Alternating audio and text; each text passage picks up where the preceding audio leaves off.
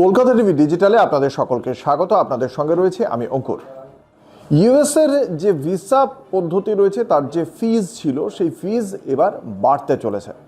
আজকে পয়লা জানুয়ারি থেকেই এই বছরের পয়লা জানুয়ারি থেকে এই ফিজ বাড়ার কথা। ফলে এবং যারা এবার অ্যাপ্লাই করবেন পয়লা জানুয়ারি থেকে এটা বলে দেওয়া হয়েছে, ইউএসের United States citizenship and immigration service যে দপ্তর, সেই দপ্তরের পক্ষ থেকে বলা হয়েছে পয়লা জানুয়ারি 2026 থেকে যারা এই বর্ধিত ফি দিয়ে আবেদন না করবেন তাদের আবেদনপত্র বাতিল করে দেওয়া হবে। মূলত এই ফিজটা বাড়ানো হয়েছে তার কারণ ইউএস এই মুহূর্তে যে মুদ্রাস্ফীতির মধ্য দিয়ে যাচ্ছে সেখানে একটা বেশ কিছু জায়গায় সংশোধনী আনা হয়েছে এবং সেই সংশোধনীর কারণেই এই আবেদন করার জন্য আগে যে পরিমাণ তার ফিজ দিতে হতো তার থেকে এবার বেশি দিতে হচ্ছে সেই মাসুল।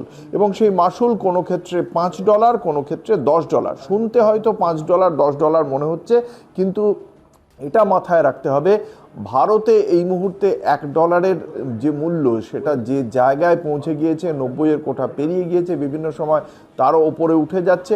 ফলে $1 বৃদ্ধি পাওয়া মানেই কিন্তু $90 বৃদ্ধি পাওয়া। সেক্ষেত্রে $5 বা $10, $450 বা $900, মানে সেক্ষেত্রে $1000 প্রায় কাছাকাছি বেড়ে যাচ্ছে।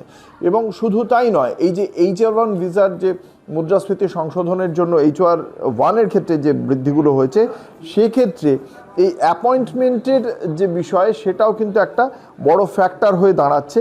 যে সমস্ত ফিগুলো বৃদ্ধি পাচ্ছে তার মধ্যে যেটা ইএডি রয়েছে, এমপ্লয়মেন্ট অথরাইজেশন, মানে যেখানে আপনি কাজ করবেন, কোনো কাজের জন্য আপনি হয়তো কোনো প্রজেক্টের জন্য আপনি যাচ্ছেন আমেরিকায়, সেক্ষেত্রে আপনার যে সংস্থা সেই সংস্থার একটা অনুমোদন থাকবে, তার ভিত্তিতেই আপনি সেখানে যাচ্ছেন। এবং সেক্ষেত্রে আপনি যদি সেই যে মেয়াদ, এই যতদিন আপনি মার্কিন যুক্তরাষ্ট্রে থাকার কথা ছিল সেই মেয়াদ যদি বৃদ্ধি পায় তাহলে তো আপনাকে আবার আবেদন করতে হবে এবং তার যে টাকাটা সেই ফর্মের টাকাটাও কিন্তু বাড়িয়ে দেওয়া হয়েছে। সেক্ষেত্রে সেটা বেড়ে হয়ে গিয়েছে $10।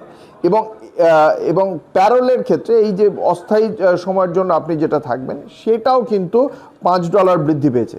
তার পাশাপাশি টেম্পোরারি যারা প্রটেকশন স্টেটাস পাবেন, যারা কিছুদিনের জন্য এসেছেন এবং তারা এই সময়সীমার মধ্যে কাজটা হয়নি, তারা আবারও চান, এই সময় তারা মার্কিন প্রশাসনকে জানিয়েছেন যে তাদের আরও কিছুদিন এই থাকার জন্য এবং আইনিভাবে কাজ করার জন্য অনুমোদন দিক প্রশাসন, এই যে আবেদনটা করবেন সেটাও বেড়ে গেছে। ফলে এই যে এতটা বেড়ে গিয়েছে সেটা কিন্তু আগামী দিনে ভারত থেকে, মূলত আমাদের দেশের ক্ষেত্রেই বলবো, ভারত থেকে যারা যাচ্ছেন এবং যারা H1 গ্রিন কার্ডের জন্যও যারা চেষ্টা করবেন, প্রত্যেকটি ক্ষেত্রেই এই আবেদনপত্র, ভিসার জন্য যে আবেদনপত্র তার টাকাটা কিন্তু এবার বেশ খানিকটা বেড়ে গেল। সেটা অবশ্যই তাদের খানিকটা এবার চিন্তায় রাখতেই হবে। এমনই সব খবরের জন্য দেখতে থাকুন কলকাতা টিভি ও কলকাতা টিভি ডিজিটাল, রাত দিন 7 দিন।